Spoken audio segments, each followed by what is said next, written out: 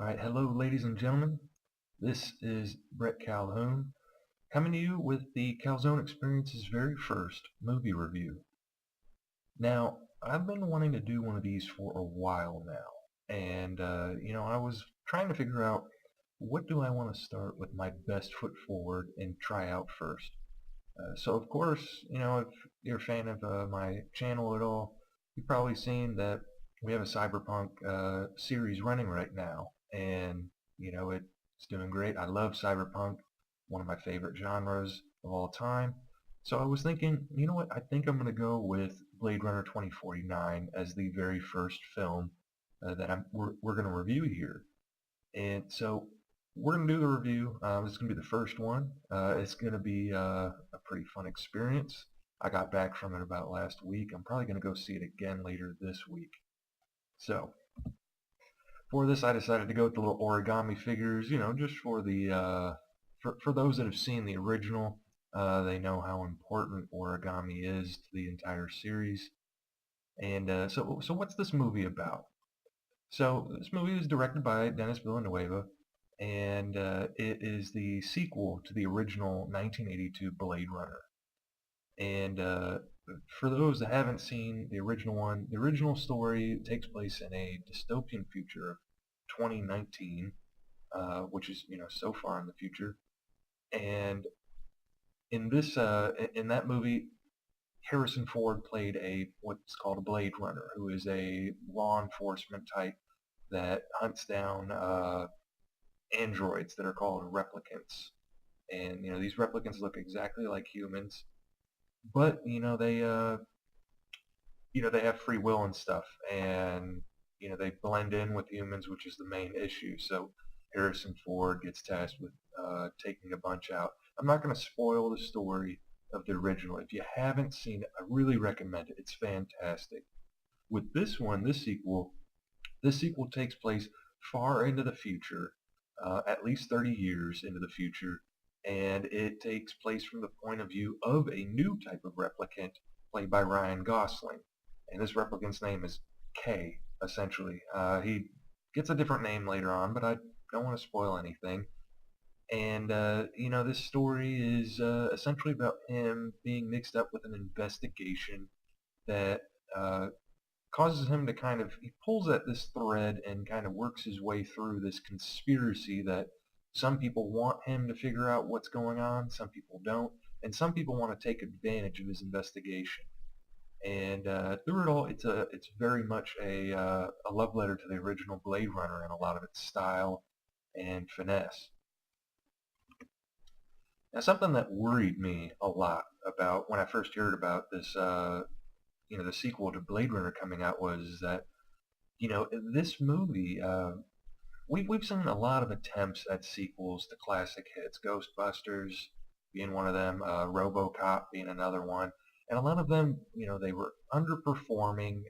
It seemed like the soul of the original thing was gone, and that's what worried me about this one was that Blade Runner is my favorite movie of all time, and there's a reason for that. It has this oomph behind it that Ridley Scott provided that is just fantastic. And I was really worried that this movie wasn't going to have it, that it was going to be, I don't know, an action movie, or it was going to be, I don't know, like cheap almost, if you will.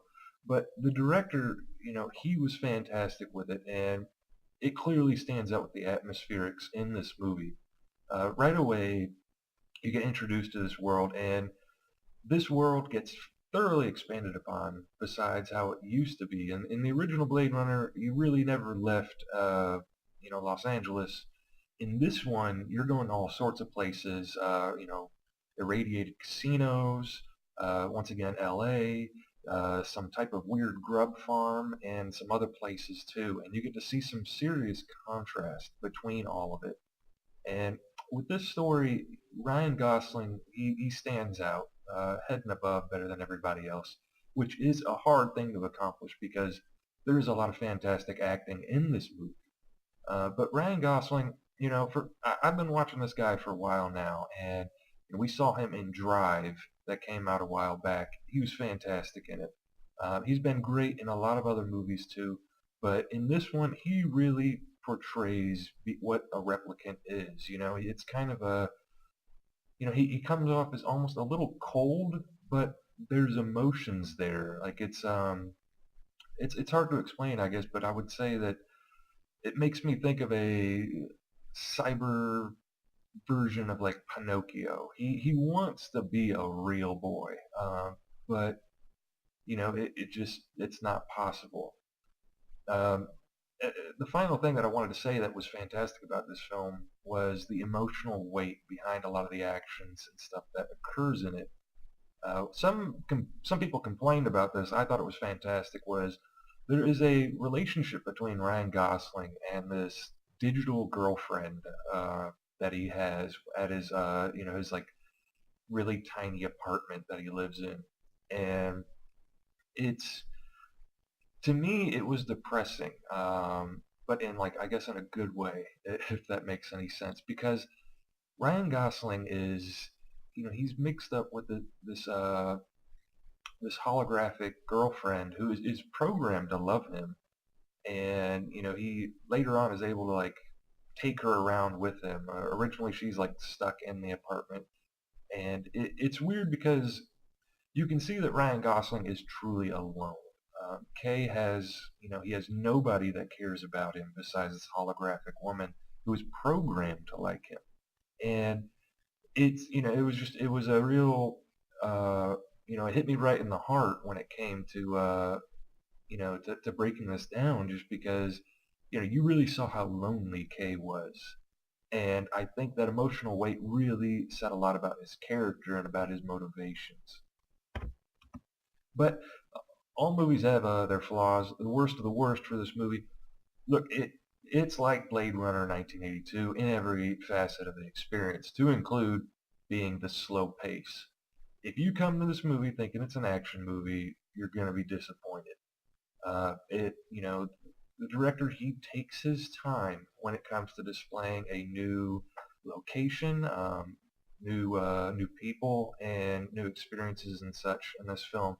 And you can see, both to his detriment and to his benefit, that he really wanted to immerse the audience in this world. To me, I love the slow pace, but I know that some people will find this to be aggravating. The next one, uh, Harrison Ford, believe it or not, was a problem for this movie.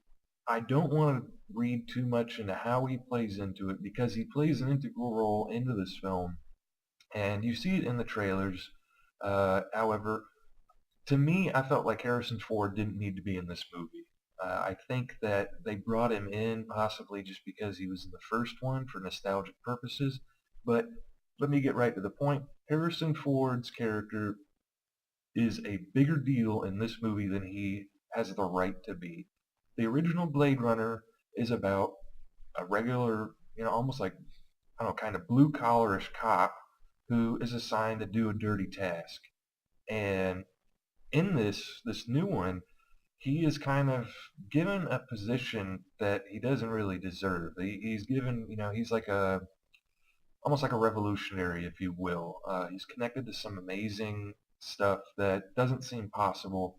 And to me, I was like, when I was going through this, even watching the movie, I was seeing parts where I was like, you know, is this necessary? Could this have could we have pulled Harrison Ford out, replaced him with a different character, completely fresh, and had a better story to it? And honestly, I think that it probably would have been better without him. But he's still a great actor. He's still, you can see that he cares about this movie, unlike some of the other movies that he's been in lately. But uh, with this, my final say so would be that if I had been sitting down with the director, I would have been like, we don't really need this guy. And that leads to the last part, Revolution. Now, it's kind of weird, but there's one part in this movie, and I can't really go into it due to spoilers, but there's a part where I got reminded of the Hunger Games. And, all respect to people that like the Hunger Games, I do not want to think of the movie series The Hunger Games when I'm watching Blade Runner 2049 or the original Blade Runner. because they are completely different. And this idea of revolution, like it just looked so cheap and so just so cobbled together that it was the only time where I actually was broken from the immersion of the film. That I remembered I was in a movie theater and not actually part of this world. So that was a big bit of an issue for me. But it's not really all that bad. So some last comments I wanted to say on this film is that it is not a movie. It is an experience. And I'm not blowing smoke up this movie's butt or anything, but this movie really it you go see it and it's hard to explain, it's hard to describe. I walked out of this movie and I didn't know how to feel.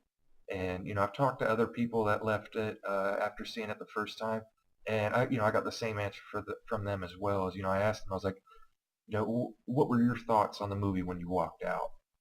And every single time it was, I really don't know what to feel about this movie.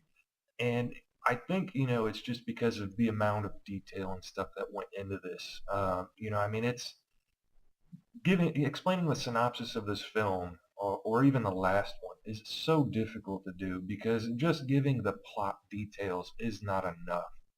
So for this movie, I recommend everyone goes and see it. If you haven't seen the first one, I really recommend you see that first.